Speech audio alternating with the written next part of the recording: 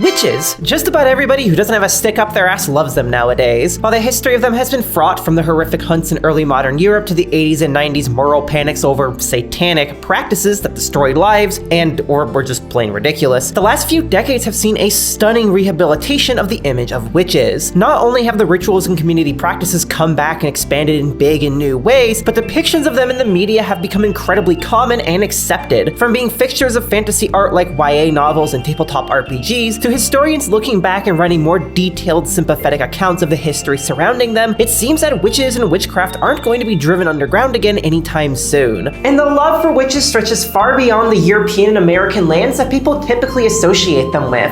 Japan has long had its own history of unique traditions and legends involving women and magic, and from the 1970s onwards, the particular ideas of pagan and Wiccan witchiness really began to spread throughout Japanese subcultures, ultimately leading to a whole buffet of cute girls with cute hats and anime, manga, and particularly relevant to this channel, visual novels. But rather than focus on games that you can find countless videos on today, I instead want to direct your attention to one that wasn't just forgotten, but seemingly got little attention in the first place. A small release from a well-known developer during one of their most prosperous eras that takes us back to the time where witches faced their greatest practical and existential threat and shows the resilience it took to survive. Released in 2005 exclusively for Microsoft Windows in Japan, Majo no Shokuzai, or The Atonement of a Witch, is an SRPG cross-visual novel that follows 8 months in the life of a woman named Seria, who has her quiet life in an orphanage town upended when the church ruling her homeland of Tonalist manufactures a plot to buy themselves time to dissolve a disease epidemic. And of course, the best scapegoat for a superstitious public is a diseased, lustful, evil witch. As Seria's life with her found family in the town of Ghana falls apart, forced to perform degrading public acts to expel the demonic presence inside of her, so too does Tonalist itself begin to crumble under the weight of this mysterious new disease, and perhaps by design, as the priest who developed this horrific scheme seems to be serving a greater interest than mere public order. Majo no Shokuzai, or Mashoku as I'll be calling it from here on, is quite possibly one of the most obscure games created by AliceSoft. Even if you have never watched a video of mine and not seen me reference them every few sentences, there's a good chance you've heard of them anyways for one of their many titles. They're the masterminds behind the Beat series, Dona Dona, Toshin Toshi, Rance, Evenical, Gaozu, Yodogakuru, Atlak Naka, and about a billion other games that would take all year to list off. There is no denying that they've been incredibly important to the history of visual novels and adult-orientated RPGs, and I think a seriously understated part of their success, or at least their greatness, has been their willingness to give very horny and galaxy-brained women chances to create provocative art outside of the BL and Ultimate game spaces that people usually associate them with, though AliceSoft has definitely given them chances in those spaces as well. It is through this that we got a game about a morally complex relationship between a bullying victim and a Spider-Woman, an RPG that called into question the typical roles of hero and heroine at a time where Final Fantasy VI was still brand new, and in the case of Mashoku, a game about how the witch hunts were used to strip women of their humanity, how the systems were knowingly and even gleefully rigged against them by men with power, and how inhumane acts are used to satiate and mislead a weary public. But what captivated me more than anything is that lead writer Tamami chose not to craft a tale about heroes exacting their justice or people rising up and winning, but ordinary people caught up in the witch hunt, the kinds ignored by history books, and their resilience in surviving the devastation of their community in hopes of seeing brighter days once again. And in typical AliceSoft fashion, it tackles all these big ideas while still being shamelessly horny dark erotica, wonderfully weaving that into the narrative in a way that's both thought-provoking and unabashedly entertaining for those who are into it. I picked this game up on a whim, expecting very little, and in the end, I got quite possibly one of the most interesting little gems in AliceSoft's history, one which I am very excited to present to you all, just as I am excited to tell you about a great friend of this channel who sells this game, DL Site. If the kinds of games that I cover aren't a total giveaway, I am a huge fan of weird, subversive, horny, thought-provoking, and or just downright fun and silly art. Whether it's games, comics, music, books, audio dramas, or anything else, I am always on the lookout for new and exciting things by talented artists to distract me from the inevitable heat death of our universe. And if you're that kind of person too, then you are going to love DL Site just as much as I do. DL Site is a digital storefront that is simply one of the best places to find cool and exciting art from Japan, with hundreds of thousands of works in every genre and medium imaginable. Whether you feel like getting lost in an engrossing story like Atri by Aniplex EXE, having completely normal thoughts while reading through the Onimai manga, or dozing off to a cute older anime woman whispering into your ear that you're a good boy and or girl, DL Site is home to basically any experience you can imagine, made by everyone from big famous studios to artists working alone. And that includes today's game and many other titles by AliceSoft, and their soundtracks, which are bangin' by the way. And with the site itself supporting over a dozen languages and with plenty of works translated into other languages like English and Chinese, DL site is a super accessible portal into the wide world of Japanese art, no matter how much Japanese you know. Just find something you like in a language you know, purchase it using your credit card or their site points, and enjoy getting lost in whatever new thing it is you found. If all this sounds up your alley, then you'll be pleased to know that they are currently hosting a massive sale on indie media. By following the link on screen now, you can get up to 90% off an incredible variety of works. So if my ramblings have you curious about exploring the world of visual novels for yourself, or perhaps you've been eyeing some ASMRs for bedtime, then now is the time to grab what your heart desires and discover some new desires while you're at it, only until mid-September. So a huge thank you to DL Site for supporting this channel and helping to make these videos possible, and once again, check out that summer sale while time lasts. I know I am definitely going to be doing so. For now though, I think it's time to explore this game in the depth that it deserves and see what's in store for our so-called witch. Mashoku takes place some hundreds of years ago in the fictional resource-rich country of Tonaliste. 7 years have passed since a horrific holy war with foreign nations led to the deaths of countless innocents, and though peace has followed since its end, prosperity has not. Stark wealth divisions and extreme homelessness has led many people to become resentful of the church, who oversee almost the entire country within 5 districts led by 5 priests. However, there is one village which is exempt from religious rule, Ghana, the place that many orphans of the war call home. And it's there that someone named Seria lives and works, a motherly woman who herself lost her parents and now cares for other orphans alongside her to-be husband Asheron, who is currently away in a foreign land studying medicine. However, her peaceful life in Ghana was soon to be upended. Without warning, a mysterious fatal disease began to spread throughout Tonaliste, and the church decided time must be bought while they attempt to contain the outbreak and avoid a mass panic. One particular priest, Kishral, gets an idea on how to handle this epidemic after bumping into Seria in town one day. They can turn the little-known woman from the isolated town into a scapegoat for everyone's worries, by deeming her to be a diseased witch. Though some members of the church, such as Archbishop Coven, are uncomfortable with the plan, some are neutral on it, like Renard, and others, such as the old man Dostin and violent priest Gred, are all for it. And thus, the following day, Seria is stolen away from her home and declared to the peoples of Tonaliste, God's chosen people who shall be saved from this disease, that she is a horrific witch, and the only way to save her is for God's people to copulate until she no longer feels pleasure, for that lust is the hallmark of the demon inside her.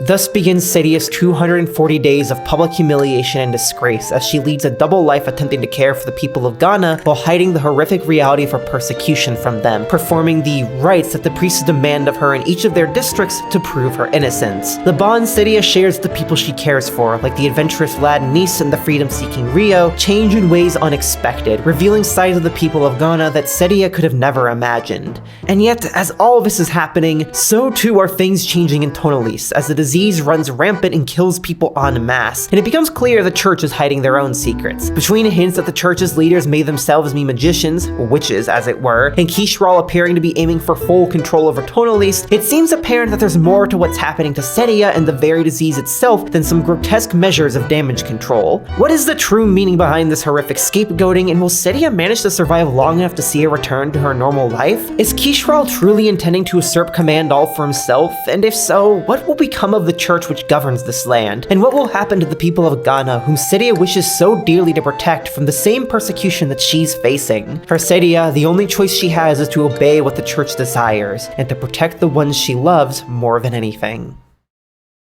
Mashoku presents an interesting premise that is very much in line with what people expect of AliceSoft games. Unique, interesting, and also very dark. While I've had some mixed feelings over the years on their games and how sex is used within them, something I have always respected them for, and especially now given the era of corporate and government censorship we live in, is their willingness to experiment in these ways. It's always been, at the very least, good at provoking interesting discussions, and at its very best, it leads to games like Mashoku that are simultaneously able to be good dark erotica and use that erotica to better explore thought-provoking and interesting topics. Why I feel Mashoku specifically works, though, is in how it blends historical fact with exaggerated fiction to be both dark exhibitionist kink and a genuine reflection on the mistreatment of women during the witch hunts. As time has gone on, I think we as a broader society have really diluted just how horrible they actually were, as authors Mona Chollet and Silvia Frederici detail in their books, respectively titled In Defense of Witches and Caliban and the Witch. They devastated local communities, destroyed community medicinal knowledge, acted as pretense for colonial actions abroad,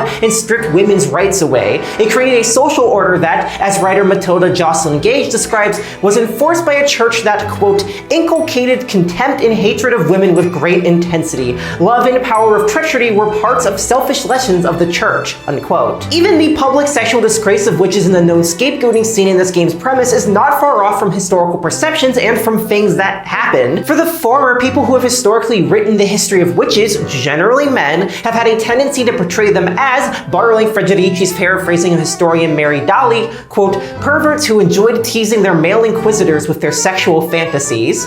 While not very likely accurate in any way, the perception of witches as promiscuous is one that's held throughout the years. And governments of the time certainly did not try to downplay this. To talk about scapegoating, we can look to France and Germany. In the 14th and 15th century France, the government turned a blind eye and at times condoned men assaulting women right before the witch hunts began. And in Frederici's view, this laid the groundwork for those. It was seen by the government as giving a frustrated middle class objects to vent their frustrations at, helping to stabilize public order. And in southwestern Germany, historian Erich Mittelfort described small witch hunts there as being therapeutic to a patriarchal public afraid of unmarried, independent, and capable women, which I should say is a horrifically insensitive and grotesque way to describe mass murders, mass sexual assaults, and destruction of communities that played a major role in the loss of women's rights worldwide. But it is exactly this callousness which I think captures just how much we've downplayed the atrocities now, and in ways reflects the mood of the prosecutors back then. All of this is to say that Ashoku's premise and treatment of Sadia feels almost uncomfortably genuine to how witches were treated in different European societies, which allows the very serious aspects of the story to work well. The knowing scapegoating that the church performs, the destruction of Sadia's home life, and the types of turmoil that she experiences going through all of this are portrayed with an appropriate level of honesty and respect for how horrific things are. But the game is also only playing on historical fact and not directly recreating it. This is best seen in the very setting itself. Tonaliste is an aesthetic mishmash that calls to mind images of countries like Portugal and France without name-dropping them, and the time period in which the game takes place is extremely vague. The best I could surmise is somewhere between the 15th and 18th centuries, which is a really big window to be working within. This is a legit smart move on lead writer Tamami's part, because it gives the game the freedom to abstract and play with historical fact in a way that allows for both that serious exploration and for dark, kinky scenarios that go beyond the real past and into the realm of pure fantasy without the latter feeling insensitive. Like, if this game was directly paralleling the case of Tituba, who was the first person to be tried in Salem as a witch, then I would feel pretty negatively about eroticizing the torture of an actual living human being in a real location in any way, shape, and form. Also, on that note, shout out to Maurice Condé's book on Tituba for being a really good piece of historical fiction. But anywho, Sadia never existed, and neither has Tonaliste nor the exact scenarios that exist here. And on top of that, the game directly circumvents the portrayal of witches in history that men like Mittelfort so often write. The narrative centers Sadia's perspective and repeatedly emphasizes how her scapegoating is an inhuman, horrific act, while also regularly showing us moments of peace, hope, and goodness in her life, making her far more than a one-note martyr. The combination of historical abstractions and the empathy with which the narrative is written allows it to function both as a series of shamelessly kinky fictional scenarios for masochists like me when the sex does come up, and a super compelling story, with both elements constantly working in tandem to create one cohesive whole. Either could exist by themselves, but together they create something that is legit super engaging in a lot of different ways. I think the ability for these elements to both interplay and function separately is a hallmark of AliceSoft at their best, and it's why games like Toshin Toshi 2 and Antlek Naka remain some of the most memorable experiences I've had in all of adult gaming. I have explored on this channel before in titles like The Utterly Incoherent Moon just how easy it is to completely destroy this balance and sabotage both sides of the equation, so I have to give my due respects here to Tamami for managing to pull all this together while tackling very dicey material. What is interesting as the setting is how the cast of Mashoku functions within it. Typically when I cover visual novels, this would be the part of the video where I give a briefer on each character and what kinds of themes they represent within the story, and build up some ideas that I intend to tackle within the spoiler segment of the video. But Mashoku isn't really a game I can do exactly that with, because the game is much more driven by communities than it is individuals. What I mean to say is that the story isn't concerned with individual character arcs or their heroics, but rather showing a snippet of time in the history of a community, that of Ghana, and showing how a given event, in this case the witch hunt, affects it. This is woven into the style of the prose itself. The narration is written from a third-person perspective and recounts events in a way that embodies the emotions of whomever it's focusing on in that moment without making them the only perspective that exists. So while individual characters are still interesting and worth discussing, Mashoku is, to me, clearly much more focused on using its 6 or so hours of narration to give the reader a bigger picture of how events like witch hunts tore apart the communities that were targeted by them. And as Silvia Frederici points out, policing of the community was often the goal of witch hunts. Witch hunting was also instrumental to the construction of a new patriarchal order, where women's bodies, their labor, their sexual and reproductive powers were placed under the control of the state and transformed into economic resources.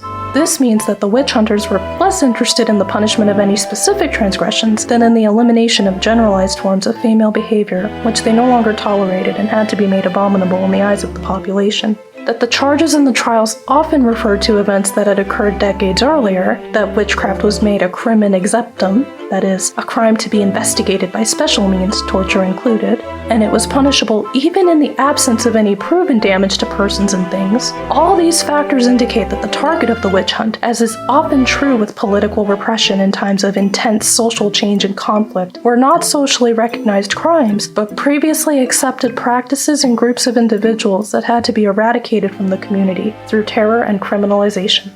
There is one character at the center of this all, and that is the closest thing this game has to a protagonist, Seria. Loving, highly skilled in matters of the home and caretaking, and devoted to the good of those around her, Seria is seen by the people of Ghana, and especially those under her care, as a motherly figure ready to do anything for the ones she loves. She's an incredibly resilient woman who puts up with a lot of shit and still comes out strong, even if she falters at many points, in a way that's rather reminiscent of games written by Izumi Banya. Extravaganza is the particular game that comes to mind for me because it's one of the only other darker eroge I know of that specifically centers a motherly figure and the difficulties they face trying to protect the people they love in a hostile world. And like Yumemi from Extravaganza, Seria is willing to do just about anything to protect the people important to her while making sure they don't have to see the horrors themselves. This is where the real drama of her character comes into play and the means for which Mashoku fleshes her out. The double life she has to live, performing the atonement rites while also caring for the people she loves and hiding the truth of what's happening from them, gives us a look into a whole range of Seria's emotions, and both sides feed into each other narratively. I feel like mom-type characters are too often relegated to merely being the caretaker for someone else on their journey, so I appreciate that this narrative actually tries to explore how difficult caretaking is in a world as hostile as Tonalist. It gives her space to exist as more of a doting and loving mom, and instead become an actual person with likes and dislikes, strengths and flaws, and so forth. Plus, I find it really interesting how the people that Seria cares for are not her biological children, of which there are none in the story, but rather orphans. To her, these people are her true family, which is interesting when you consider how the witch hunts were used as a pretext to force European ideals of the nuclear family onto cultures, particularly indigenous cultures, who hadn't already bowed down to them. Ghana, as a community of orphans, their relatives, and even people who have fertility issues, such as Seria's adoptive aunt and uncle, is hardly a paragon of the European monogamy kink, which makes them an even more convenient scapegoat of a community for the church.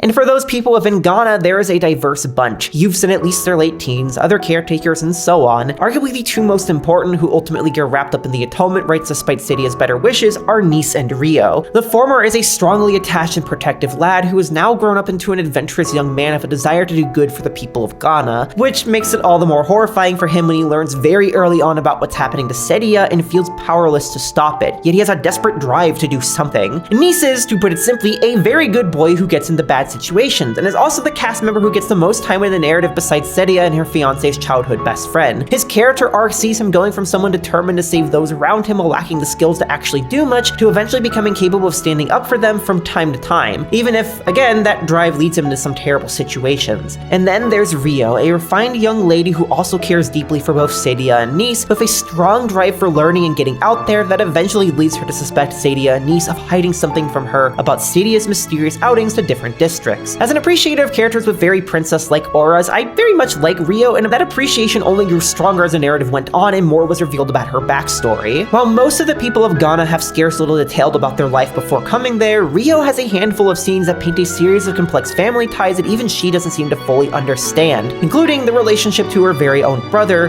Yuan. He is easily the star of the show here besides Sadia, being a wisecracking and stupidly hot alchemist that constantly pops in at just the right time, frankly to an extent that's almost suspicious, but it wasn't enough to stop me from pogging every time he showed up. It's clear right around the halfway point of the story that his allegiances are very complex and multifaceted, and the reality of who or what he's aiming to protect doesn't get fully illuminated until the game's final moments. It makes for a really captivating mystery that wraps up in a satisfying way, which paints his actions throughout the whole game in an entirely new light. Besides those three, there's also a few other important folks in Ghana, like Ino, Jalan, and Mew, three other younger people that Sadia cares for and are pretty much siblings to Nice and Rio. But while Jalan and Mew are both sweet and caring, suspecting nothing of Sadia for most of the narrative, Ino quickly picks up on the tension in the home and deals with his angers in ways ranging from bullying Nice to significantly worse actions against other siblings. All of those characters, plus Sadia's fiancé abroad and her adoptive parents, make up the core of Ghana's community, and they all react to what's happening with Sadia in different ways. While some like Nice are desperate to lend aid, others like Rio are incessantly curious about what's happening, and yet others like Ino become frustrated to change their lives and take it out on others. What starts out as a non-traditional family structure consisting of equal caretaking and love for all regardless of biological ties falls apart over the duration of the story and changes in unexpected ways as the intense stress and defacing of Sadia's image leads her and people around her to make questionable, if not downright terrible decisions while attempting to adapt or even just cope. There are a lot of moments throughout the story that are so uncomfortable to read, and the story of Ghana proceeds in ways that are morally dubious at best and ethically horrible at worst. And while that does get really uncomfortable at points, as I'll discuss in the spoiler segment, this game's willingness to portray what it does is something I respect because it allows the narrative to show that living under persecution is not pretty for the persecuted, and it does not grant people the peace of mind to be perfect or even good. The discomfort in seeing this, I think, is the point. And yet, no matter how twisted things get, there is always this sense of care and family present somewhere in Ghana, which is something I find remarkable and necessary. Even when dynamics shift and people are unsure what to make of themselves, let alone each other, there's always someone willing to lend an ear, to support, to right wrongs and make things better, even if they can't go back to what they once were. It shows that a strong community can overcome horrible tragedies, be it interpersonal or systemic. The system that enables all this is, of course, the church. Most likely the Catholic Church, given the fact that there's priests, but my experience of Japanese fantasy and talking with people about this has led me to conclude that Japanese media often plays extremely fast and loose with religious terms and roles. Regardless, there's organized religion here, and like a lot of organized religion, both the old days and the modern day, there's a lot of corruption happening. That isn't a big twist for the record. One of the very first scenes in the game is the priest Gred remarking to another priest that he's only motivated by money. A few minutes after that, we're treated to a scene of all the church leadership gathered around to discuss framing Sadia as a witch to deal with the outbreak of the mysterious disease. It is a very blatantly corrupt and exploitative group, with that money-loving priest Kishral being the most egregious example. Ironically ruling over the sector of public aid, Kishral puts on a public farce of being a kind and attentive leader, promising peace and prosperity for all. But in reality, he is a corrupt man driven by a desire for power and influence, willing to do just about anything to secure that. What exactly his true aim is in trying to cover up the spread of the disease serves as one of the main mysteries throughout the narrative, as he regularly seems to demonstrate more knowledge about its origins, its functions, and its effects than anyone else. That, combined with his backstabbing of other clergy members and makings of dealings with shadowy figures, elevates him to the status of being more or less the main villain here. The other priests, comparatively, are significantly less competent than Kishral and are very prone to their vices. Gred and Thoston both see what's happening as a chance for a fun diversion while working through more serious matters. Renard is only interested in cultivating her district inhabited exclusively by women, and Archbishop Coven is too busy fucking everyone he can and worsening his already serious succession crisis. Typical church affairs. Also, on top of all of this, some of the church members are shown to have power over magical powers known as the Hojutsu, which give people of aristocratic blood the power to manipulate others' bodies, control the elements, and even peer into the past and future. This makes it particularly hypocritical that they accuse Sadia of being a witch, and I think works great in a thematic sense for showing just how vain, hypocritical, and utterly senseless they are in their persecution of her. But more than anything, what I think is interesting about the church as a group of villains is that they portray just how fragile power is. Make no mistake, it is still power. power. Their sway is used very effectively to redirect the populace of Tonaliste away from the economic disparities that harm them and instead to destroying their own community. But the narrative makes it very clear that this kind of hierarchical and power-focused structure struggles to survive crises and is highly unstable.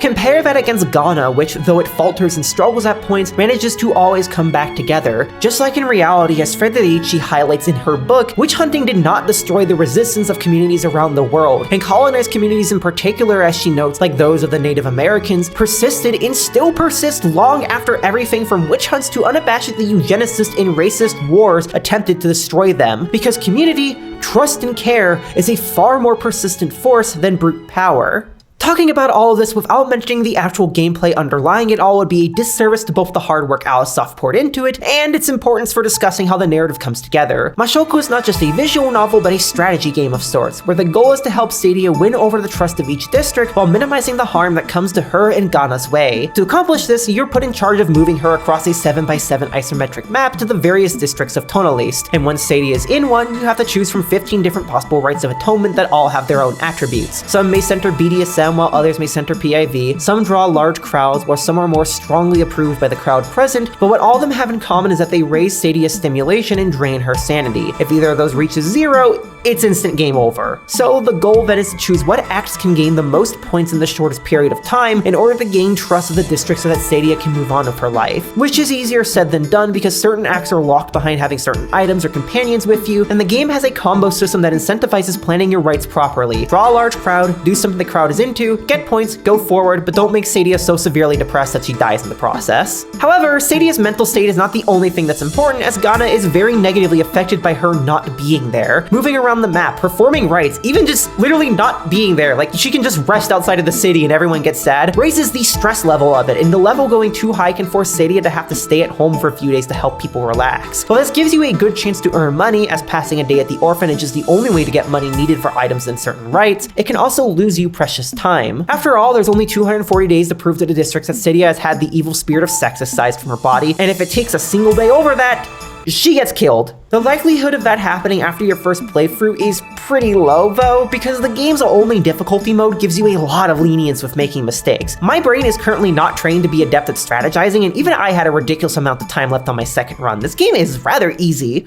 What I think is most interesting about this system, though, is just how much it incentivizes reducing harm as opposed to eroticizing that harm. I enjoy my fair share of adult games about corruption, moral degradation, and other kinks that have characters straddling or outright passing by their consensual lines as written by the author, because I have very slutty brainworms. But I find it fascinating how Mashoko goes for basically the opposite approach you tend to see in those, both for erotic and not erotic reasons. It's not about the fantasy of slowly losing yourself to carnal pleasure through force, it's about the fantasy of having to perform a bunch of embarrassing and degrading acts against your will, at no point ever becoming accustomed to or accepting of it. And while that's almost darker in a way because it doesn't try to bend consensual boundaries in unrealistic ways to realize a fantasy, I think it's exactly through this that the narrative and gameplay are able to come together. Mashoko is a serious dark story about witches and persecution and horrible torture that needs to try and take its subject matter seriously, which shows lasting consequences for the pain that characters endure.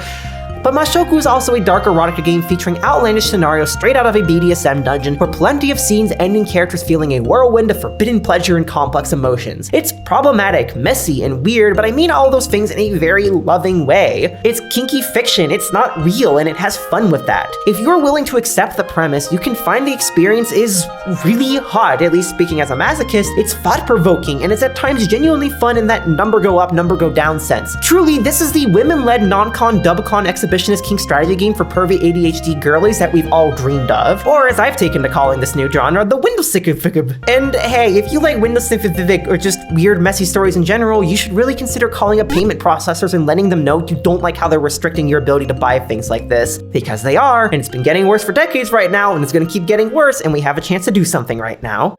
Anywho, how this system works is not only important to the narrative flow of the game, but to the very structure of the narrative. I have previously discussed on this channel, in my video on the straight romance masterpiece Parfait, the storylet structure. It's a term that interactive fiction writer Amelie short-coined, and one that came to my attention thanks to a good friend of mine and famed author of the hit RPG Maker classic, Uranium Gaze, Castell. As they describe it, simplified from Short's original blog post, a storylet is, quote, a piece/snippet of content that triggers based on prerequisites, and they affect the world state in some form or another, end quote. And this is how Mushoku delivers its story, fragmented in a way similar to the branch and bottleneck style that Short outlines. The game has two core narratives happening simultaneously, one with the church and one with Ghana, but the rate at which events happen for each is dependent on how fast you progress through the game and what you trigger. And furthermore, the game is constantly breaking off into tiny events with their own narratives. For instance, there is an entire plot line that can happen if Ghana's stress level exceeds a certain limit. Sometimes you'll stumble into short events from staying in a city overnight. Bringing a character along with you might trigger new scenes as well, or slight changes in dialogue. Sometimes you'll get dialogue options, and those might unlock or lock plot threads. There is always a two narrative cores going, but how you get through them and what you see along the way is up to you, which adds a lot of replay value and makes it fun to discuss this game with friends. Amazingly, lead writer Tamami is able to keep all of this feeling coherent. I had no trouble tracking all the different running threads, and practically every scene comes in under 5 minutes, breaking up the flow of gameplay with enough regularity to be welcome, but not to make the whole experience feel jumbled. Once again, this is definitely a game for the kinky ADHD girlies who can't focus for more than a few minutes without their medications. Speaking of women, this game sure has a lot of them, and they're all over the art. Mashoko was illustrated by Min Narakin, a longtime contributor to AliceSoft who took either leading roles on or helped in making some of their most famous hits possible. Toshin Toshi 2, Kichikuo Rants, Mama Toto, Gaozu Island, Daiakuji, and quite a few others were all graced by him, and oh, for the better. Personally, he's long been one of my favorites in the company. Hell, I regularly keep my Toshin Toshi 2 and free boxes on full display on my shelf just because they're pleasant to look at. His style is still very distinctly anime, but it's a lot less moe than many other edoge artists, and even other AliceSoft artists like Yokai or Orion, making for something that feels really timeless and unique. You could tell me this game came out anytime between 1999 and now, and if it didn't run at 800 by 600 resolution, I would believe you. The two things that I think really make this come together are the ways he draws faces and the coloring. For the former, no one in this game or really much of his art has the kinds of cutesy expressions and shapes you'd see in, say, a key game or some such. The faces aren't realistic, but they aren't over the top either, and as such, it strikes a really nice stylized balance reminiscent of some seinen manga. And then there's the coloring. The style here is colorful, but not eye-popping neon and vibrant. There's plenty of detail and pleasantness there to observe, but everything blends together so smoothly that nothing is quite demanding your attention. That applies to the shading too. It's also soft and subtle, but full of texture. It's a grounded and classy look that goes great with the rustic aesthetics of the environments. Also, like usual for Min, the character designs here are so wonderful. Sadia is probably the highlight for me because she channels a very motherly and mature energy without falling back to common shorthands like pronounced lips or massive honkers. As much as I enjoy those, and especially the latter as a known connoisseur of jubilant jubblies, I like that Sadia's design instead has more subtle cues. Her expressions are gentle and reserved, except for the times that she gets very understandably scared or fuming in a very motherly and awesome protective way. Her incredibly long hair suggests that she's been growing it for a good many years of her life, and her proportions are clearly that of someone whose body has matured a lot, looking to be in her late 20s or early 30s. It's all very carefully and lovingly put together, feeling like an impression of some of the kinds of people you might see in your day-to-day life taking on motherly roles. Also, I need to take a minute to appreciate just how fucking hot a lot of the men in this cast are, because oh my god, the men in this game are hot. Kishiro activates my intense lust for men of at least a decade or so on me. Yuan is so fucking pretty that I cannot help but want to peg him, and Asteron is just, he's marriage material and I want to peg him. Like, you cannot level a typical complaint of devs making the women sexualized but the men unsexualized here. This was written by a Fujoshi, and my god in heaven did that influence the art. Plus, I just love the general vibes of this game as a whole. While I've never been someone obsessed with the general stylings of Western and Southwestern Europe, I've always at least appreciated it, and this game does a good job at capturing the idealized, picturesque feel. The environments are colorful, compact, and charming in their serenity, and the outfits that everyone wears give off the impression of something like middle class or upper middle class people would wear. Fanciful and pretty, but not too extremely fanciful, and the occasional silly bit, like Nisa's hat. I love his funny little hat. I also quite love the soundtrack to this game, provided to us by Naoshi Nobunari. In the grand legacy of AliceSoft, he's probably one of their least known composers, having only contributed some sound effects to a few notable games, and otherwise having composed the score to a few titles that seem to have been quickly forgotten. Which is a shame, because some like the succubus ecchi comedy Shimaima and the dark corporate BL thriller Ori no Shita de Agake actually look pretty entertaining. Regardless, I am determined to not let Mashoku see the same fate, and will gladly sing the praises of its music. Naoshi's score here feels like the score to a lost PS1 fantasy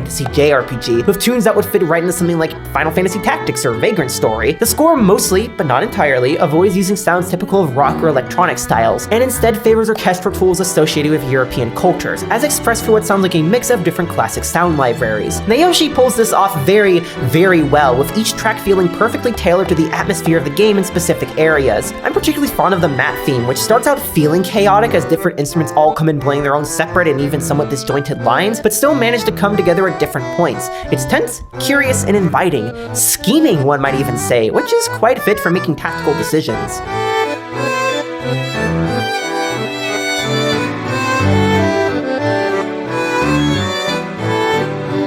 The voice acting is also a joy, which makes it all the more unfortunate that we don't really know who did what in the game. No one was given voice credits for this game, and instead the credits only mention a Rockin' Banana LLC. Based on some very cursory research, and by that I mean a glance at Japanese Wikipedia, it seems they're a fairly prolific voice actor studio that's gotten big names like Alba Ringo to sign on. But with over 20 names having been signed on at different points, that doesn't really help make sense of who might have worked on what here. Regardless, people have seemingly managed to track some down over the years, and they're all personal favorites of mine. Tomiyama Akari from Swan Song and Pia Carrot plays Seria here and does an amazing job with that role, as does Ichimura Oma as Rio, who I know very well from her amazing performances in games by the queer and over-the-top studio Black Psych. Also, Gibu Yuko is here too, who did an amazing job in the sequel to the previously covered pet femboy simulator Mugen Kaido, which I suppose I ought to get to that sequel one of these days. Regardless, I think I've spent enough time musing about this game without getting really deep into the weeds of its story and the themes I've yet to cover, particularly the importance of portraying the lives of everyday people and how those stories get erased from our histories. In order to do that, I'm going to have to get into spoilers, so if you'd like to jump into this game knowing nothing more than what I've said, then feel free to skip ahead to the end segment where I give my overall thoughts.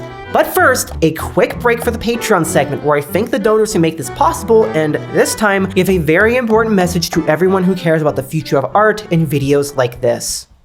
Howdy y'all, and welcome to the Patreon segment, that part of the video where I usually give life and channel updates, thank the people who make this all possible, shout out cool folks you should watch, and answer questions from donors. But well, I'll do some of those, but a lot of the time for this break is gonna have to be taken up by something else because there's two really important things I need to talk about. And for the first of those, as I'm sure a lot of you have already guessed, it's about what's happening with queer and adult games right now. If you have not yet seen, there is a massive takedown of games on itch.io triggered by action from a campaigning group in Australia who put pressure on payment processors like Visa, MasterCard, and Stripe to get them to stop allowing transactions involving certain obscene materials. This is a massive simplification of it, and I'd recommend reading the article by my friend Castell linked on screen about it for better information. But suffice to say, a lot has been happening in spheres that I inhabit. I have seen people who suddenly lost their itch.io income overnight, or had their entire game's catalogs wiped out in a single day, or any number of other horrific things. And while things are improving somewhat, the consequences of the bigots who caused all this have been catastrophic. I think it's been clear for a while, at least for some of us, but payment processors have an absurd amount of power over controlling what we are and aren't allowed to create and enjoy. So look, if you have not already made a fuss about this to your local political representatives and you haven't already been calling payment processors and voicing your displeasure to them, do that now because it really seems to be having an effect on them. They are freaking the fuck out right now, and we're finding out some interesting things. I think it's also worth looking into changing what payment platforms you use where possible, just so that Visa and MasterCard get less of your money in fees. I know this isn't possible for everybody, but there are some things that you can do if you're at leisure to. American Express and Discover aren't great with adult content policies either, but they aren't actively waging war like Visa and MasterCard are, and I think it's better that money from credit card transaction fees goes to them right now than it does to Visa and MasterCard. And far better than using any of those privatized and volatile payment platforms at all is using one that your country might have that doesn't use credit or debit cards. For example, Colombia has Transfia and Brazil has Pix. So look, I implore you to call Visa, MasterCard, Stripe, and PayPal now to make your frustration clear to them. And if you're at leisure to, use alternative payment methods that are not actively trying to censor and destroy art. Again, none of the privatized ones are good, but there are better options while this is going on. A link to the site with resources is on screen and will be in the description. It is going to be a long battle, but we either do this now or we lose all artistic freedom sooner than later. You can watch the rest of this video once you've done your call dailies. Okay, did you do your dailies?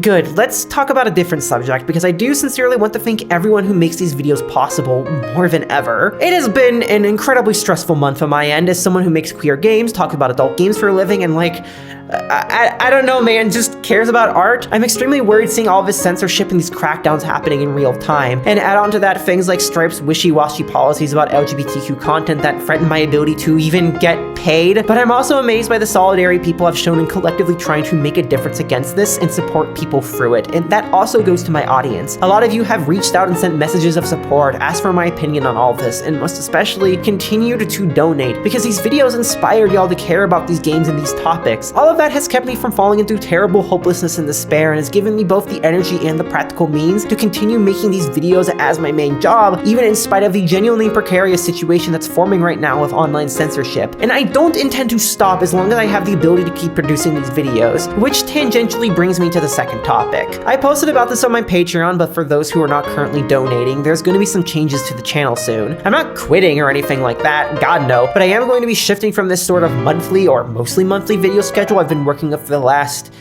like 4 years now, to an as-done schedule. This has been motivated by a lot of things, with the key one being that it just isn't practical to try and get videos of well over an hour long out every single month. I end up having to work extremely long hours, weekends and holidays, with very few breaks and very little time to do anything but work. And while I love this job, that kind of dedication is a recipe for burnout, and I have been feeling the effects for a while. And what's happened recently with everything involving the payment process and stuff kinda has put me at a breaking point, I'm not gonna lie. And plus, I have to study for language exams this year so I can naturalize and become a Brazilian citizen, and I want to go to a biochemistry program in college next year, and I want that to go well. Again, I love this job, but my current political climate is making it risky for it to be the only trick I have up my sleeve, and, well, music work isn't secure either, so I can't rely on that entirely, so I want the security of being able to pursue another career in case this goes bunk, or heck, even just the freedom to make this a second job or a hobby while I go make funny chemicals, go burr in a lab, or something. Besides the personal factors though, I think it's also just better for the channel. Working 8 hours a day, 5 days a week for as long as I need on each video should put me at the pace to release much better research and put together videos every 1.5 to 2.5 months, as opposed to what I'm doing now where I feel as if I'm cutting corners at points. And I don't like doing that, especially because the games I talk about are ones that I know aren't very accessible for a lot of my audience. The idea of giving people bad information about a game, or God forbid a historical event, genuinely keeps me up at night. I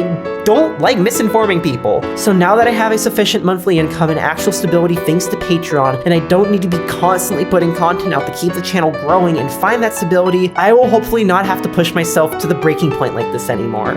So yeah, seriously, thank you everyone for your support and understanding, and I hope things can get better from here. And if you would like to contribute directly to making these videos possible, then consider donating as little as $1 a month to my Patreon. In exchange, you'll be able to ask me questions for future Patreon segments when, the world isn't exactly this level of on fire, as well as see videos without the cowardly advertiser bars, get your name on the side of the screen, see monthly updates, suggest games, watch videos early, and perhaps even more. With the shift to videos being as done, I intend to start adding new benefits, like posting more regular updates about games I'm playing, and even previews of videos while I'm editing them. All of that is available for just a single $, with no content locked to specific tiers. Plus, if you just want to see one specific video without censors, all videos after this one will be available as a one-time purchase for free $, which is Patreon's per post minimum. Basically, pay as much as you want and whenever you want. It's everyone's combined support that makes these videos possible and gives me the financial stability I need to keep doing this as my main job. There's also a coffee, but I'm not as good about keeping that up to date, so just use that if you want to give me lunch money or something. However, if you can't or don't want to donate, there is nothing wrong with that. Liking, commenting, subscribing, and especially sharing these videos is incredibly important to making these possible. I wouldn't be here if y'all weren't telling your friends to watch the funny pervy hentai lady talk about gender or whatever. I'm grateful for every bit of support in all the different forms.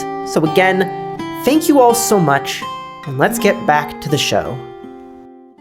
As always, I have to give a disclaimer before we get into the spoiler weeds. This segment is not intended to be a complete recap of the story in this game, but is instead me discussing what I've found interesting in the story and recounting what's necessary for that. This means that I'm going to be glancing over a ton of scattered plot threads and events in order to weave a cohesive dive on what I want to focus on, and I'll be reordering certain events to make things cohesive. If you are at all interested in what I talk about here, then consider playing the game for yourself if you know Japanese, since it doesn't have a super high reading level, or send your request for translations to Manga Gamer in Just USA. With that said, there is one particular idea I want to use as a through line for everything I discuss here: the way that persecution destroys communities. This is the thematic thread that stood out the most to me as I read the game, as practically every single aspect of the story ties into it. We see the populace of Tonalese become hateful and violent, suspicious towards people they perceive of as witches or the aides of witches. We see the church become torn apart in its conquest for power, and most poignantly, we see the pain that the people who are persecuted and victimized, those of Ghana, are made to suffer through. The damage is felt very soon after Sadia is convicted of being a witch, forcefully dragged into town to participate in her first atonement rite, tied down as a man drugged with an aphrodisiac penetrates her to rousing cheers from a crowd of people desperate to pin their woes on something. After all, Tonaliste is far from a prosperous nation. The Holy War 7 years prior led to serious casualties, and unhoused people in the poorest districts warn Sadia that the corruption of the church is responsible for the horrible inequality and disease spreading throughout the nation. After the rite ends, Sadia returns home and spends the night alone and depressed in her bedroom. Mixed feelings of self-hate, lust, and shame flow through her, and though she tries her best to hide it from everybody else, people immediately pick up on it. However, for the sake of keeping the youngest of the home pure and not having the eldest fear for her life and safety, she stays quiet, believing these struggles to be hers to bear. She is very much confident that, for as much as this truth hurts, she can stay strong for the people of Ghana, the people that matter more than anything else to her. After all, those people, as her best friend Yuan says, will always be there for her. Ghana is her home. And it's from here that Sadia ventures off to the domains of each of the different priests, while also making occasional trips back to home to check on everyone and ensure Ghana's safety. Though the information we learned from all of this is scattered among different smaller narratives and fractured events, over time a clear picture of what's happening in Tonaliste and who's responsible for it becomes visible. For starters, the church is locked in somewhat of a power struggle, with different allegiances forming under the table as a result of political disagreements and personal goals. Priests Dostin and Gred, the most outwardly aggressive and cruel of the group, both have tense relationships to Kishral, who fancies himself a diplomat and strategist and regularly questions both of their leaderships and tactics. Kishral, meanwhile, maintains uniquely favorable relationships to Renard, who runs a district exclusively occupied by women and makes deals to get more persons in exchange for providing financial support. And then there's Archbishop Coven, an old man in what seems to be his final years, who is infamous among the leadership for its promiscuity. This has resulted not only in successionship crises, with the only eligible candidate left being an illegitimate child in Sadia's very own fiancé, Asheron, but it's resulted in there being people with his blood but outside his grasp that have access to the magical powers known as the Hojutsu, a tightly guarded secret of the church which only members of his bloodline are aware of. It is very clear that there's tension between all 5 of these people from the beginning of the game, and his tension blows up soon into Sadia's time as a so-called witch, suspiciously soon after her first ritual, and then after being forced to repeatedly copulate the people of Dostin's and Gred's districts, including Dostin himself, the disease begins spreading rapidly, and not long after she regains trust in those districts, Dostin dies from it, as do many in his and Gred's district. The only commonality between these deaths is penetrative sexual contact with Sadia, something which Kishral fastidiously avoids. This then brings up questions. Is Sadia actually a witch, magically poisoning and killing people? Or is this disease some sort of contagion that she's spreading, in line with how Kishral describes her at multiple points as a vessel? But if that's the case, then why is everybody from Ghana, including her, fine? Kishral, who appears before a sickly Dostin the day prior to his death, is more than happy to toss these questions at him without giving any answers, and also more than happy to see his competition dying.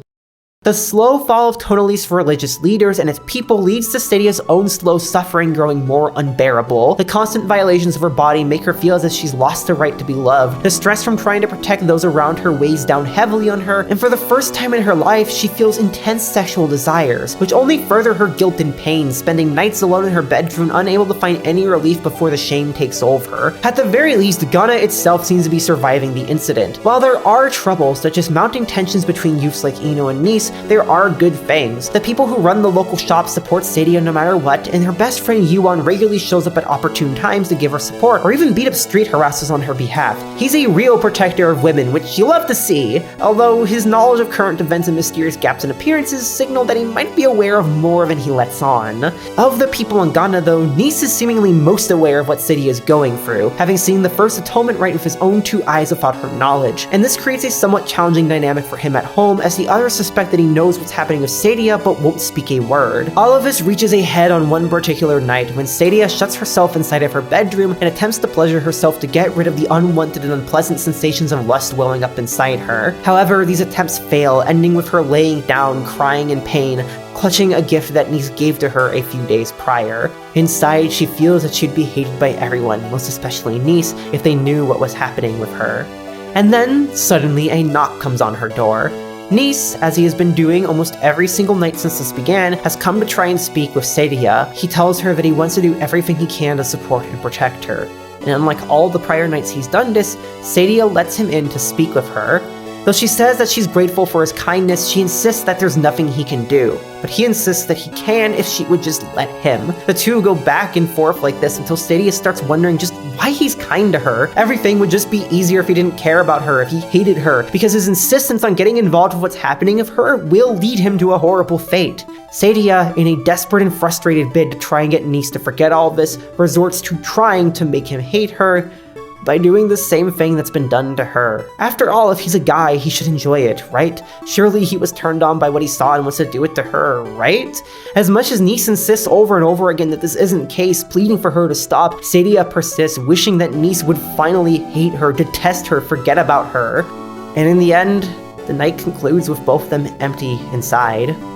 This irrevocably changes the relationship that Sadia and Nis have to each other, going from that of a caretaker and the care receiver into something far more dubious and tenuous. Sadia's self-hate and worries are only made worse by her having damaged the bond she once had to Nis, and Nis is now left with a whole bunch of uncomfortable and unsettling feelings, wondering for days on end just what happened to the person who was once taking care of him. Where the two end up going gives the story one of its most morally complicated, uncomfortable, and uncategorizable dynamics. After days of awkward tension, the silence breaks when Nis becomes ill with a cold and Sadia has to watch over him for the day. At nighttime, he wakes up from a long nap under her watchful and caring eye, and Sadia asks him, does he hate her for what she did? To which Nis is stunned and answers, of course not, he could never hate her. He still sees her as someone important to him, but also in a different light after what happened. The two spend a long night together, talking with each other and doing things, and in the following morning, Nis's attitude seems to be much better than it had been before, finally smiling and cheerful again. Things almost seem as if they're normal.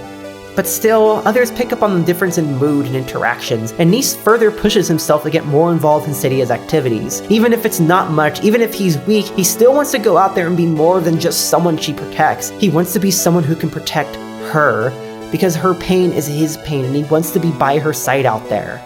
Thus, Sadia accepts. When I said it before that this game goes into uncomfortable territory, this is what I meant, and yet it's exactly because of this discomfort that I wanted to cover this game, especially because we're in a time now where messy, unnerving, and dubious stories like this are under constant threat. We see Sadia and Nis's relationship transform from a fairly straight caretaker dynamic into something like friends with benefits, and while both of them do truly seem to like it, there are some serious questions about the ethics and morals of it all, and later, as we'll see, major effects on Ghana as a community. For starters, I should really restate that all characters sexually involved in this game are assumed to be of legal age, so the gap between Sadia and Nis here is that of a young adult and an older adult, and not that of a child and an adult. There is not anything in this regard, in isolation from every single other circumstance, that makes the two engaging in a consensual relationship bad, but this doesn't exist in isolation because the two had a very different relationship for this, and what spurred the change was something horrible. While the game doesn't give a ton of backstory to Nis, we know that Sadia had been looking after him for a good many years. We know that he saw her as a nurturing figure before all of this, devoid of any sexual interest, and we know that he's in an orphanage where he is arguably at a serious disadvantage in terms of power and authority. We don't know a ton about Ghana and how it's run, but I cannot imagine it's so free and liberal that Sadia is without authority over those under her care. Their sexual relationship puts practically every single other relationship they have in their lives in a horribly awkward and uncomfortable place. Sadia, in every ending, more or less stays dedicated to Asteron as her lover, which means that Nis has to keep his being an accomplice to cheating secret not only from his peers, who still see Sadia only as a mother figure, but from Sadia's partner as well, who is somewhat of a father figure to him. As someone who has been lied to and manipulated before in order to hide that they were an accomplice to cheating, at least twice, it fucking sucks and destroys you mentally. At least Sadia doesn't lie like that, but it's still bad, especially given the familial dynamics. All of this is only further compounded by the fact that what triggers this change is indisputably, inarguably sexual assault. Sadia takes advantage of Nis and forces herself onto him in a moment of shame, rage, and despair, with what's one of the most unnerving scenes in the game, as the prose emphasizes how neither of them are enjoying what's happening at all. Sadia wants to be hated and reviled so people can finally stop caring about her and let her be more or less a martyr, and Nis is scared and afraid of what's going on, unfamiliar with all these sensations and uncomfortable at it's Sadia making it happen. It's a pretty realistic and unnerving depiction of assault that shows how it's very often not about pleasure, but about having power over somebody else. What Sadia truly desired, and it was influencing Nis to think and feel in a way that kept him away from her. And what makes this even messier is that she had a genuinely good goal. She didn't want Nis to get involved in rights because she didn't want him to get assaulted, to have his first experience experience be as an object to a bunch of people hungry for a scapegoat. But when push came to shove and he wouldn't back down no matter what, the form of power she turned to in order to have her way is the exact horrific and violating one that people are using against her. I think this is why Nis was so willing to forgive Sadie and stick by her side, because he recognized what was happening with her and couldn't be angry at her. And while I do think this part of the story is somewhat rushed and iffy in how easily Nis forgives Sadia, which is a running problem with some narratives in this game, I do get what it's trying to convey and where Nis is coming from, and I think it's interesting. I have forgiven a lot of horrible things that were done to me because I understood what happened and I saw that the people who did it were wanting to make genuine change and improve. And I appreciate that the story feels as if it leaves Nis as the one who is in charge of giving that acceptance, of allowing that growth. And this leads me to my key point. Sadia is at fault for her actions, but her actions are the direct result of the horrific scapegoating and abuse the church is doing to her. And I think this sort of destruction is even intentional. After all, Ghana to the church is a no-name village that's host exclusively to people who regularly fight back against the rule of the church, some of whom know of a conspiracy. All the church needs is Sadia as their vessel, their scapegoat, and it would be very beneficial to them if the psychological damage they inflict on her led to her destroying her own community, the thing that supports her, by the end of it. This sort of strategy, turning communities against each other for the benefit of the people in power, is a very common way that fascists and colonialists gain strength. And following the witch hunts, many European governments use strategies and reasonings founded during the hunts to persecute and destroy native communities in exactly this way. Silvia Frederici highlights a particularly brutal and horrific example of this, where the French government facilitated Christian colonialists forcing a new order onto a native peoples of the subarctic, ending ultimately in this. The Jesuits' greatest victory, however, was persuading the Naskapi to beat their children, believing that the savages' excessive fondness for their offspring was the major obstacle to their Christianization. Lejeune's diary records the first instance in which a girl was publicly beaten, while one of her relatives gave a chilling lecture to the bystanders on the historic significance of the event. "This is the first punishment by beating," he said, "we inflict on anyone of our nation." This makes the outcome of these events even more interesting because Sadia and Nis do ultimately come to an understanding, and though the dynamic they have now is very questionable due to the circumstances around it, the reality is that the two do still care about each other and support each other. We see their understanding of each other change in each other's eyes, closer to equals in a difficult time rather than a caretaker and a care receiver. Nis becomes a constant support for Sadia on the rights, and Sadia in turn continues to support and care for him. Even weeks after finishing this game, I still don't know how I feel about their dynamic.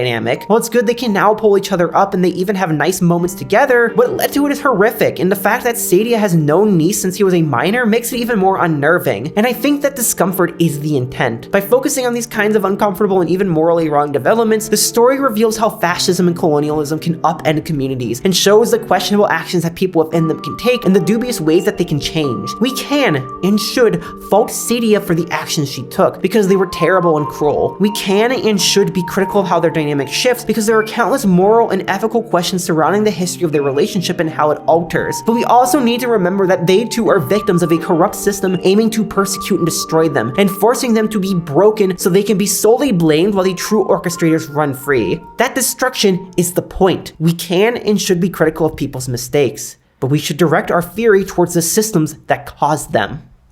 With Ghana starting to see changes and Priest Dustin out of the picture, everything begins to shift from here. Back in Ghana, Sadia and Nis's new dynamic leads to some people picking up on the change in atmosphere. On top of that, Kishral suddenly makes a visit to Sadia's abode just to grill her about vegetables in her garden. Also, he drinks a disabled kid's soup without asking permission, which I just... Dude, holy fuck, can you be more of a villain? While it may seem that Kishiro just has a penchant for gardening and Saturday morning cartoon grade villainy, the actual truth behind his visit is a lot more dark, as he's trying to ascertain why the people of Ghana have yet to fall ill. While he doesn't know it quite yet, Kishiro isn't far off in suspecting the plants may have something to do with why the people of Ghana have survived the epidemic, as many of them aren't native to Tonalist. Rather, they were sent by Sadia's fiancé, Asheron, as gifts from abroad while he studies medicine. And these specific plants, it seems, may be a part of his current academic focus, curing the illness plaguing Tonalist and the foreign land he's working in. Though he's yet to find a solution, he has made serious progress in helping patients recover, but that progress is soon halted when guards begin meddling with his work and steal one of the diseased peoples away to ship them off to Tonalist. Clearly, somebody is trying to spread the disease, and Kishiro may very well be in cahoots with them. Whatever the exact truth of the matter may be, the plan is certainly working, as Gred's district falls just as Sadia gains back the trust of the people there. Kishiro, appearing at the place of his death right as it occurs, taunts him just as he taunted Dostin, telling Grade that this occurred precisely because he slept with Sedia. She is, after all, the vessel of the disease, and perhaps the fact that she can perform this role without succumbing to it herself is proof that she really is some kind of witch.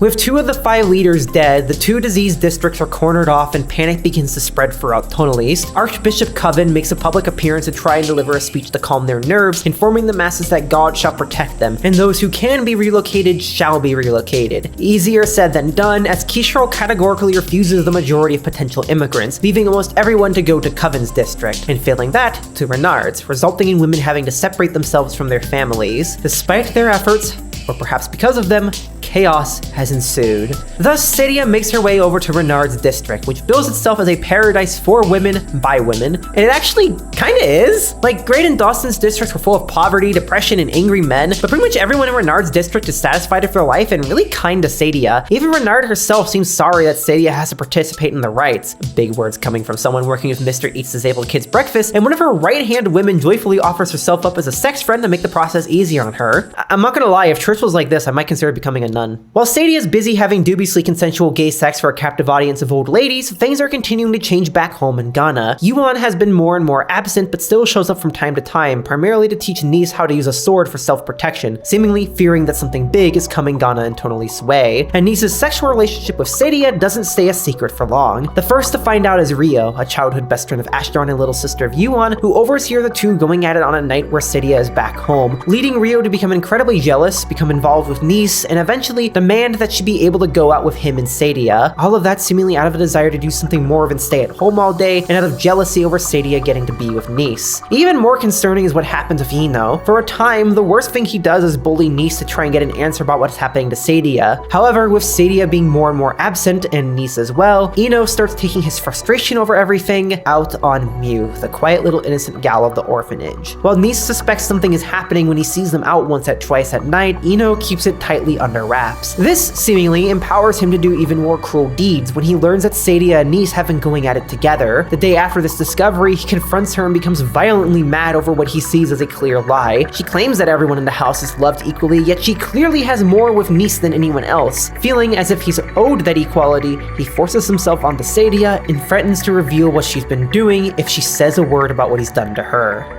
This painful status quo goes on for a time, but it all comes to a close when many weeks later, Mew actually fights back against Ino's attempts to assault her one night, and Nice soon arrives on the scene, ready to challenge Ino where he's weakest, his ego. Engaging him in a fight, Nice, having actually trained, is able to deliver blow after blow to Ino while chastising him for abusing someone as innocent as Mew and bragging about it while they fight. As Ino is barely able to stand, battered from Nice's attempts to return even a fraction of the pain that was given to Mew back to him, Mew calls for the both of them to end things. Nice, emotionally frayed and exhausted from his anger, can only ask Mew why she told no one about what was happening. She simply didn't want to make anyone worry about her. Nice, most of all. Completely and utterly defeated, Ino finally concedes that what he's done was wrong and promises not to hurt Mew again.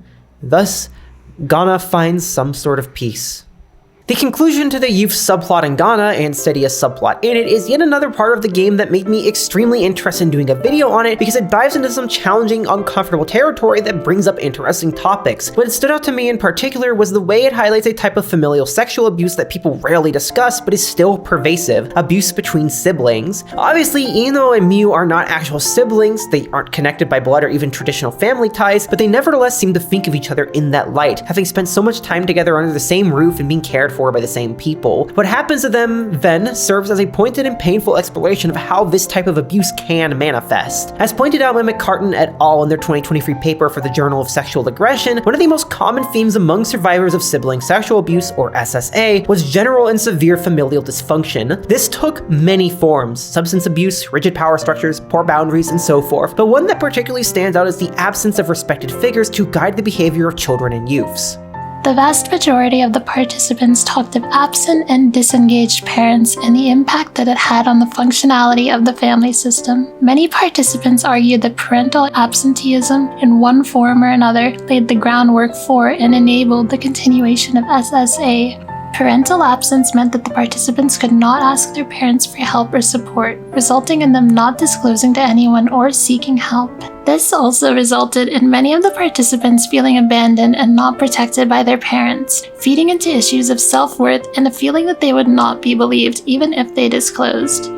The parallels to the situation here should be clear. Sadia's constant disappearances leave a serious gap in care in Ghana, and Ino himself directly taunts Sadia at one point for being shocked by the revelation that he's been abusing Mew, by saying that she's been gone too much to even notice something is wrong. He, of course, forces her to keep quiet about it unless she wants the truth of what she's been doing revealed, something she is deeply uncomfortable with as the constant abuse makes her feel worthless as a person, and she doesn't want that perceived self-worthlessness portrayed to others. This type of specific abuse preys on emotional vulnerability like this, with Mew's fears of troubling or upsetting people and dynamics around her being a poignant example. As Van Berkel et al. Highlights in her paper on SSA survivors in therapy, some never disclose what happened to other family members, particularly parents, because they, quote, did not want to hurt them or cause misery to their family, unquote. That fear of speaking up is extremely common with sexual abuse scenarios and is something that I myself have experienced numerous times in relationships and communities. But there's a unique insidiousness with family for those at a young age, really any age, because we have societally elevated the family to be this ultimate form of love. As Sophie Lewis describes it, family is, quote, our dream of a haven, the very opposite of hunger or straitjackets, unquote.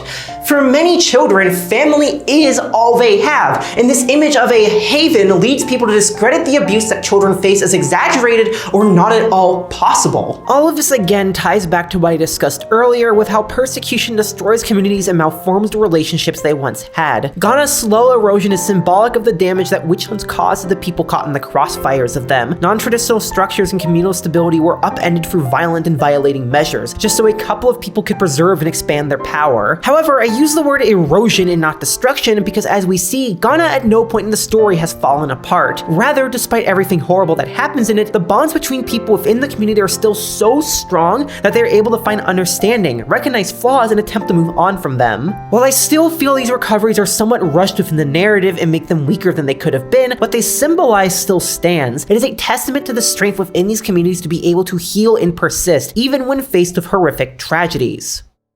With Ghana in a tenuous peace and Renard's district sufficiently convinced of Sadia's innocence, we turn our attention to the final act of the story, where the conspiracy of the mysterious disease becomes fully illuminated. Through cuts to Acheron's perspective, we learn that they aren't just trying to spread the disease, but actively suppress any cure to it reaching Tonalise while the witch hunt is happening. In fact, Acheron doesn't even realize that the disease has reached Tonalise until he overhears guards talking about how the country's falling apart and people are dying en masse. To him, this seems extremely peculiar because all of his research points to the disease as spreading exclusively through penetrative sex. So how does a disease like that spread so far, wide, and quickly? And furthermore, why are his efforts to cure it being suppressed? Even going underground doesn't save him, as guards burst into his hidden lab and brutally beat him when he finally finds antibodies, telling him that more chaos needs to happen before a cure can be revealed. In the end, he gets apprehended for his research, with his last message to the outside world being a coded letter containing a few vegetable seeds directed to Yuan.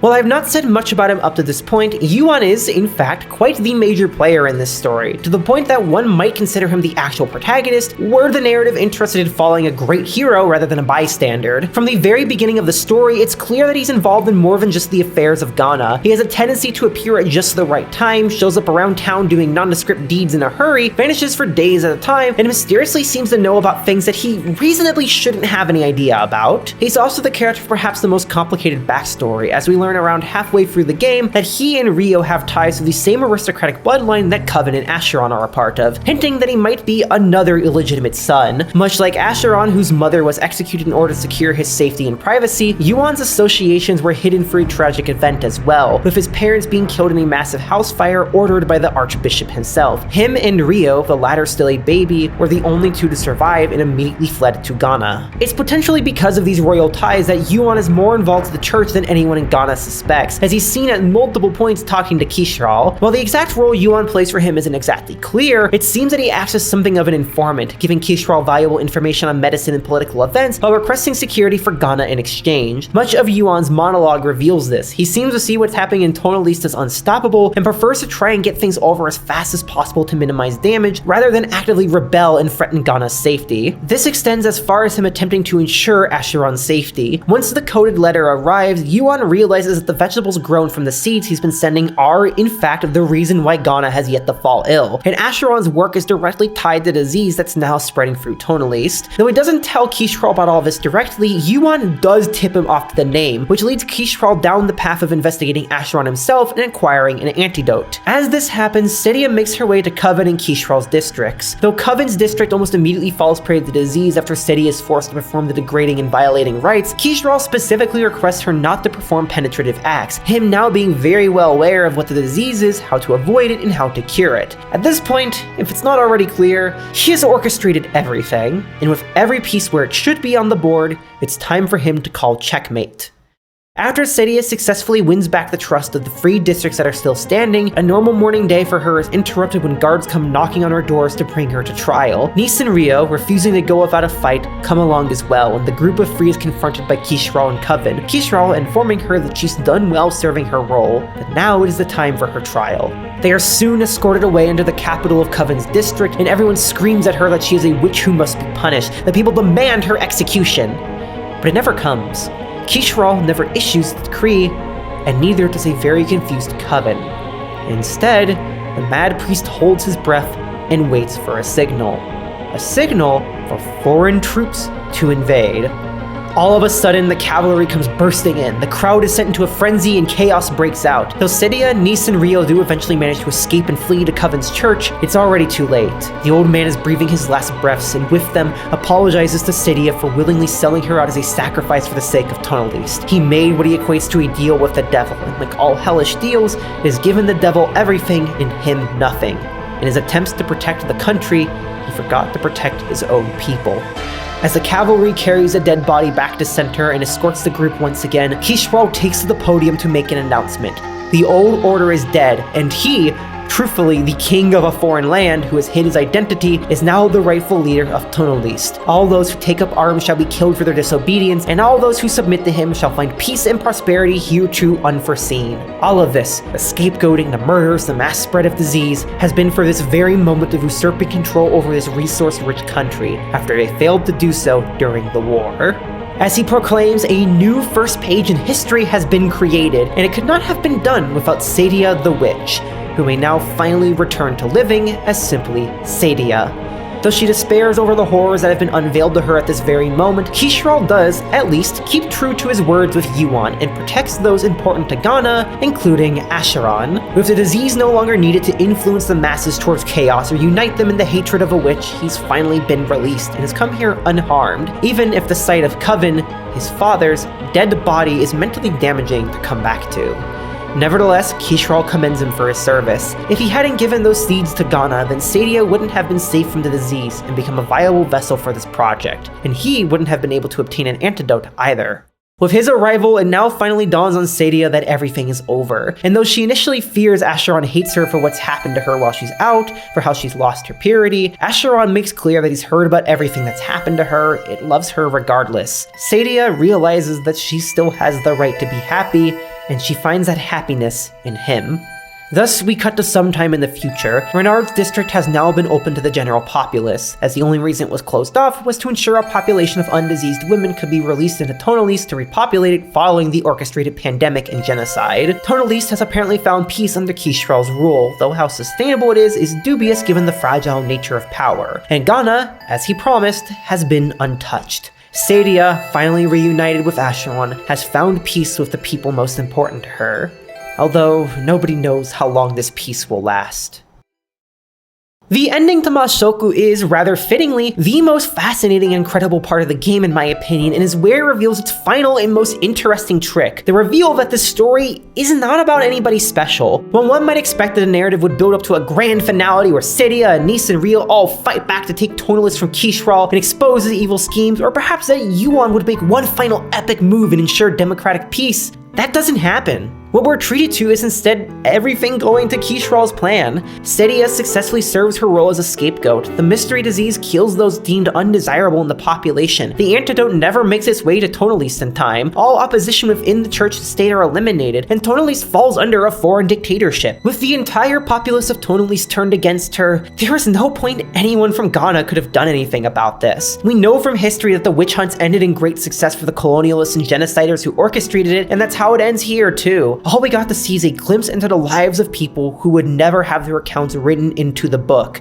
The people who existed before the new first page. This to me is the theme that stood out the most in all of this game, and to explain why, I want to return for a moment to something I had mentioned in a non-spoiler segment. In there, I discussed how historians now and politicians back then have painted the European witch hunts as ways the population was controlled and tranquilized. Tragic and terrible in a lot of ways, sure, but quite a few people wrote about it as therapeutic. And one must ask, why are these specific narratives and framings, the ones from the people doing the persecutions, the ones that have survived after all these years? Where were the sympathetic accounts, the accounts of the witches themselves? Why did these have to be invented now, working backwards from history, rather than being something that always existed? And one answer to that can be boiled down into a simple form. The people who were being hunted never had quite the chance to tell their side of the story. Racist, colonialist, queer-phobic efforts destroyed entire communities and cultures, with their perspective denied the right to archival, because they often could not or did not write in ways that would survive colonialist erasure. The people left to write the records were the very perpetrators of the genocides themselves, and quite often, the people who write about those records do little to question those origins, something brilliantly remarked on in Maurice Condé's novel about the witch Tituba. I felt that I would only be mentioned in passing in these Salem witchcraft trials, about which so much would be written later. Trials that would arouse the curiosity and pity of generations to come as the greatest testimony of a superstitious and barbaric age. There would be mention here and there of a slave originating from the West Indies and probably practicing hoodoo. There would be no mention of my age or my personality. I would be ignored. As early as the end of the 17th century, petitions would be circulated, judgments made, rehabilitating the victims, restoring their honor, and returning their property to their descendants. I would never be included. Tituba would be condemned forever. There would never, ever be a careful, sensitive biography recreating my life and its suffering. And I was outraged by this future injustice that seemed more cruel than even death itself. This is what makes Mashoku such a fascinating visual novel in my view, a fascinating narrative, because it follows in the tradition of Condé's historical fiction by giving a voice and view which is sympathetic to, and follows the perspective of, a type of person which has historically been denied a voice and a view. It would have been very easy to write the story from Yuan's perspective and tell this tale of wild political intrigue and pre-modern politics. It would have been very easy to write the story of a happy, satisfactory ending, where patriarchy is defeated and witches are celebrated as folk heroes. But instead, Tommy chose to write a story about the people who don't get to have stories. She chose to write a story that reveals the messy effects of that political intrigue and those politics on the average people. We see how Ghana fractures and reforms in deeply questionable and even objectionable ways. We see the horrific effects on the stability of Tonaliste society firsthand, and we see just how these people who are written about as therapeutic victims are made to suffer to provide this social therapy. At any point in history, this would be a very meaningful and interesting perspective to portray, because there have always been groups who have been excluded from history like this. There have always been groups who have their history written in the margins by people with more authority, who could hardly care about portraying these lives sympathetically. It has historically been far easier and much more common to write about what happened to the witches as an unfortunate chapter with some casualties, as opposed to a horrific genocide with casualties that tore communities apart. Of course, far more people than witches have been written about this way. One striking example this game calls to mind, with a virus that spreads primarily through penetrative sex, was poorly handled by the government and primarily affected disadvantaged populations, is the AIDS crisis. The horrific response to it by the US government in particular decimated queer communities, with not even an acknowledgement of it by the president until it killed someone he cared about, someone who was white, affluent, and for a very long time perceived as straight. To say nothing about how this epidemic is still going on worldwide and affecting numerous people in developing countries, with the US seemingly gleefully cutting aid to those people. We lost so many people because of the crisis, so many incredible individuals who many queer people still remember to this day, because this is a recent incident, and yet I often see the numbers of the crises passed around nonchalantly, with subtle blaming of the queer community for being too unsafe or too promiscuous at times. This is to say nothing of those who are on the very far right, including the then and president who have at times quoted God giving them punishment for their sins. And damn near nobody writes about these people. Nobody let these people write about themselves because they weren't special, because they were unwanted by those with power. And part of me wonders if people who say things like this are afraid of confronting the truth. The same way I wonder when I hear these people deny the horrific history and ongoing reality of colonialization, of racial discrimination, of homophobic violence. It is easier to write excuses and cling to those excuses than it is to confront the truth that humans have time and time again committed mass violence against other humans for the sake of gaining power and authority, or out of sheer ignorance. Though let's be real, it's pretty clear that it's usually a desire for power and authority, and minorities are just convenient scapegoats. These people have the ivory towers to sit from that let them see people who weren't special as mere numbers. It gives them the power to just write us off. I think stories like this, in some ways, wrestle some of that power away. Stories about average people who suffer under these conditions, even if they are not real people, give us a chance to look through the perspective of the forgotten and realize that their lives are just as important as those who were considered worthy by the elites to do so, wrote the books. These messy, uncomfortable, dubious stories allow us to reclaim history. They give us a glimpse into the flawed and difficult lives that people without the privilege of comfort are forced to live, lives that people go through because they have no other choice, because they were forced to have no other choice. These kinds of stories about the pain and suffering, yet also the joy and happiness that others feel, whether it is right or wrong, are important to understanding humanity, which is what makes it so sad, yet so predictable, that people continue to lash out against them. The very same classes of people who are once denying the witches their history and their right to themselves are the same classes of people who are now attempting to erase stories like this. And it's the same classes of people who are convincing us to turn on each other, to see these stories as undesirable, unacceptable, rather than looking at what they can say about us and our histories, even when those histories are ugly. Mona Chalais remarks in her book, In Defense of Witches, that, quote, "It is precisely because the witch hunts speak to us of our own time that we have excellent reasons not to face up to them. Venturing down this path means confronting the most wretched aspects of humanity," unquote. The more I think about it, the more I'm convinced she's correct. The erasure of communal history, the scapegoating of innocence, the excusing of genocides, the enabling of patriarchal violence, the dismissal and hatred of sexual expression, none of these started with the hunts, and none of them ended with the hunts, but the hunts embodied all of it, and it embodied those perpetuating them to write the hatred further into law and culture. Maybe then, as subversive art is actively being erased from the internet, as the most vulnerable are under even more brazen attack than before, it is time, more than ever, that we do what witches have been doing for decades. It is time we all dredge up our unwritten histories, painful and joyous, and refuse to stop dredging them up. It's time we stop trying to placate the fascists for censoring ourselves, and instead embrace ourselves as the vibrant, knowledgeable, accepting, freed people that they fear the most. It's time that we act as witches have, and become so strong, so meaningful, so loud, that nobody can write off our deaths, our struggles, our pains as therapeutic anymore.